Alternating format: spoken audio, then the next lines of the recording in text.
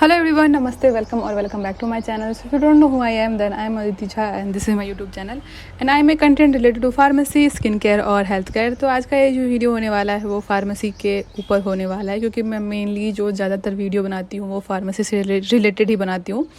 तो आज के इस वीडियो में हम डिस्कस करने वाले हैं अबाउट GPAT कि क्या होता है GPAT, और भी थोड़े से डिटेल्स के बारे में डिस्कस करने वाले हैं। तो अगर आप फ्रेशर हो तो आपके माइंड में ये चल रहा होगा कि आखिर ये GPAT होता क्या है, लोग क्यों बोलते रहते हैं GPAT क्लियर कर रखा है मैंने ये वो। तो आपको इस वीडियो से सारा कुछ क्लियर हो जाएगा, तो आप ये वीडियो एंड तक ज़रूर देखना। तो बात करते हैं कि GPAT के बारे में। तो GPAT का फुल फॉर्म क्या होता है पहले वो डिस्कस कर लेते हैं। तो GPAT का फुल फॉर्म होता है ग्रेजुएट एप्टीट्यूड फार्मेसी टेस्ट। और ये जो GPAT जो एग्ज़ाम होता है वो मेनली कंडक्ट करवाया जाता है फॉर मास्टर्स।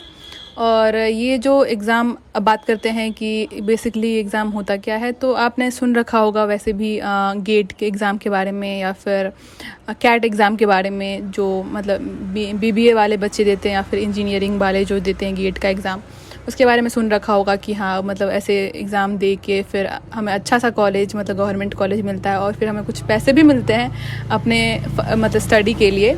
तो हाँ उसी तरीके मतलब उससे आप रिलेट कर सकते हो कि हाँ वैसा ही मतलब GPAT एग्ज़ाम भी होता है, जिसमें हमें एग्ज़ाम दे के अच्छा गवर्नमेंट कॉलेज मिलता है और उसके साथ हमें स्कॉलरशिप भी मिलता है और पढ़ने के लिए स्कॉलरशिप भी मिलता है। और गवर्नमेंट कॉलेज में तो ऐसे फ़ीस बहुत कम ही होते हैं।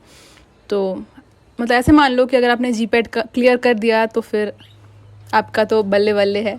तो अगर बात करते हैं कि GPAT एग्ज़ाम कौन दे सकता है, तो थर्ड ईयर वाले जो होते हैं मतलब बैचलर B.Pharm वाले थर्ड ईयर वाले जो होते हैं वो भी एग्ज़ाम दे सकते हैं GPAT का, और जो फोर्थ ईयर वाले होते हैं वो भी दे सकते हैं एग्ज़ाम।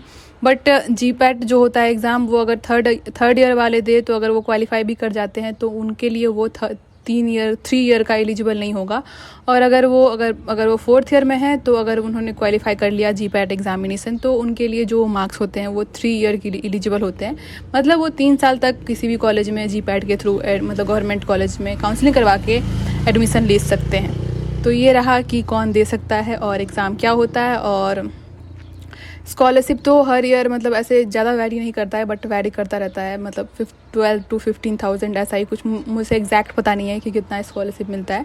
बट हाँ इतना स्कॉलरशिप मिल जाता है कि आपका खुद का चल जाएगा। तो अगर आप सोच रहे हो GPAT का एग्ज़ाम देने का तो मतलब देने का, तो अभी से ही आप स्टार्ट कर दो, क्योंकि उसमें ऐसा क्वेश्चन आता है मतलब थोड़े से ट्रिकी क्वेश्चन आते हैं। जैसे नीट में होता है कि हाँ हमने पढ़ रखा है सब कुछ, बट हमें कहाँ से क्वेश्चन आ गया हमें वही पता नहीं होता है, और जब घर आते हैं तो बुक ऐसे खोल के देखते हैं तो हमें लगता है कि हाँ यही तो था, यही तो सिंपल सा क्वेश्चन तो पूछा गया था।